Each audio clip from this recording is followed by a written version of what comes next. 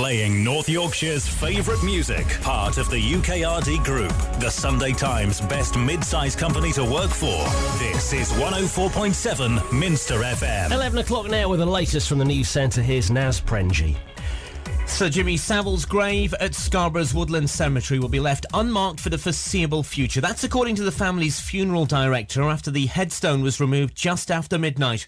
Robert Morfitt says Sir Jimmy's family took the decision out of respect to other families who may have relatives buried there. Last week, the plaque in the middle of Scarborough was defaced, and the family thought that if an act of vandalism occurred like this in the cemetery, it would upset the families of other people who are buried here. Police are investigating claims that Savile abused as many as 25 young people over a number of decades. Next, the man accused of murdering missing 5-year-old April Jones has appeared in court via video link. Former lifeguard Mark Bridger has been remanded in custody until the 11th of January 2013. The Prime Minister is just a few hours away from warning the country it still faces tough challenges. David Cameron will tell the Conservative conference in Birmingham that our choice is to sink or swim economically.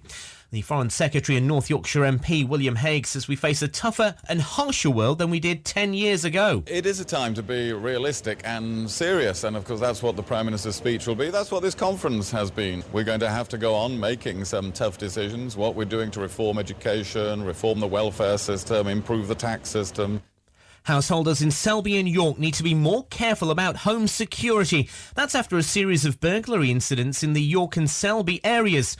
More details from Minster FM's David Dunning. In York, officers are urging residents to lock up after 3 burglaries in the city in the past 2 days. Handbags, cameras, credit cards and a bike have been stolen.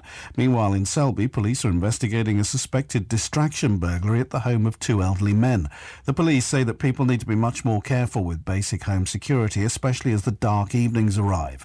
You can read more about this story on our website, minsterfm.com/news. Thanks, David. Next, a man and a woman in their 20s have been arrested on suspicion of terrorism offences after arriving on a flight at Heathrow. It's part of an investigation into people travelling to Syria to support terrorist activity. Fire crews from Selby and Snaith have been tackling a suspected arson attack in Great Heck this morning. A pickup was alight when they arrived at the property on Long Lane. And fire crews from Malton have freed a man in his 50s from a car after a collision on the A64. The car had collided with a small van travelling in the opposite direction at Golden Hill. And finally, scientists have found an answer to why the sound of nails scraping down a blackboard may make many people cringe. It's to do with the heightened activity between the emotional and auditory parts of the brain. Knife on a bottle, fork on a glass and nails or chalk on a blackboard were ranked amongst the most unpleasant noises. You're up to date, it's 3 minutes past 11.